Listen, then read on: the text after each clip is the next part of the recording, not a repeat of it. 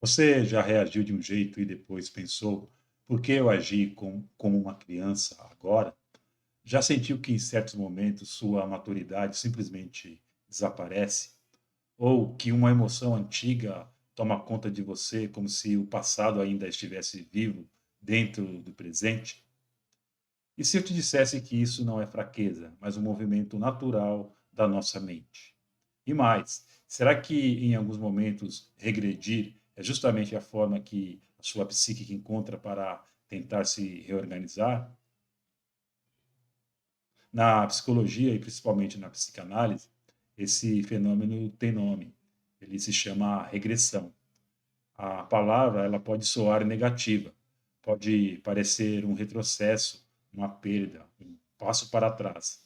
Mas, na verdade, a regressão é uma das chaves mais interessantes para nós entendermos o funcionamento do inconsciente, porque ela revela algo essencial. Ela revela que a mente humana não é linear, ela não segue apenas para frente. Às vezes ela precisa voltar. A palavra regressão, ela vem do latim e significa literalmente recuar, voltar atrás. Esse conceito ele foi formalizado por Freud em uma de suas obras mais importantes, o livro A Interpretação dos Sonhos, escrito em 1900. Freud, nesse livro, ele propõe algo fascinante. Ele propõe que a mente humana funciona como um sistema com direção.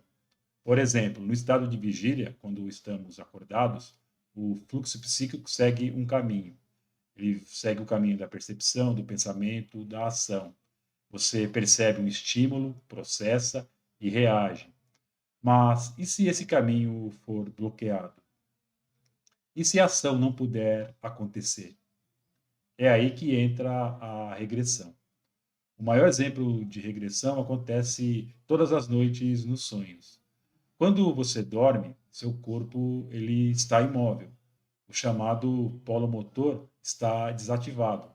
Você não age ao mundo externo, mas a energia psíquica não desaparece. Ela precisa ir para algum lugar. Então, ela faz o caminho inverso. Ao invés de seguir para a ação, ela retorna para a percepção. E é por isso que os sonhos são tão visuais, tão simbólicos e tão estranhos.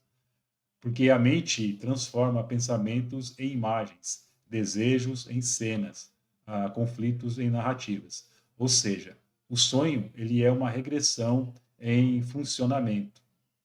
Freud ele organizou a regressão em três tipos principais. Eles costumam acontecer juntos, mas entender cada um separadamente revela muito. Por exemplo, a regressão tópica. Aqui nós estamos falando do lugar dentro da mente. É o movimento do pensamento voltado para o sistema perceptivo. Em vez de pensar de forma lógica, a mente passa a ver o que acontece nos sonhos, mas também em fantasias intensas. Outro exemplo é a regressão temporal. Essa é talvez a mais fácil de perceber. É uma verdadeira viagem no tempo emocional. A mente acessa formas antigas de sentir, de agir, de desejar, momentos da infância, experiências primitivas, modos antigos de lidar com o mundo. Sabe quando uma situação atual desperta uma emoção desproporcional?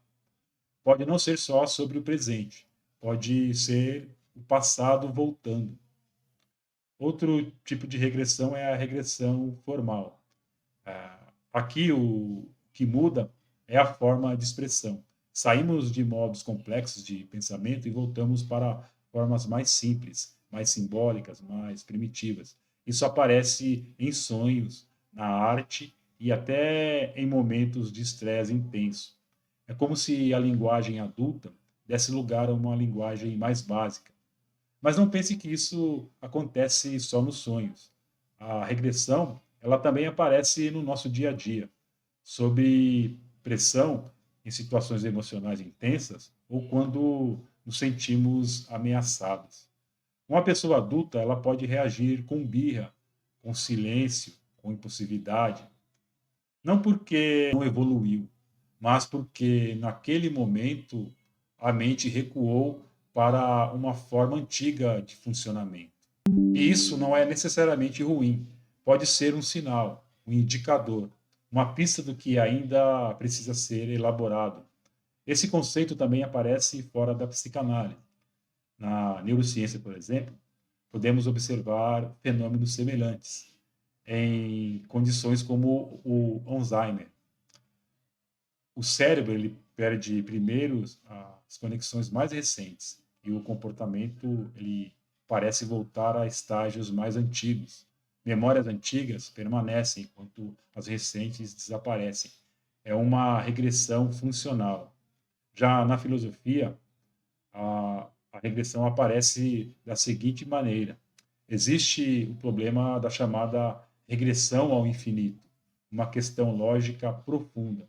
Se tudo precisa de uma causa anterior, então onde isso termina? Aristóteles ele propôs uma solução: a existência de uma causa primeira, um ponto que interrompe esse retorno infinito.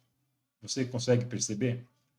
A ideia de voltar atrás, ela aparece em diferentes níveis na mente, no cérebro e até na lógica. Então, a regressão, ela não é um defeito, não é apenas um retrocesso, é um movimento.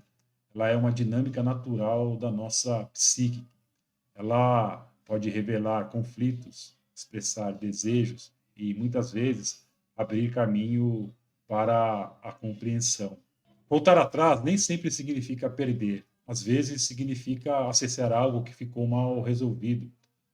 Então agora eu te deixo uma pergunta.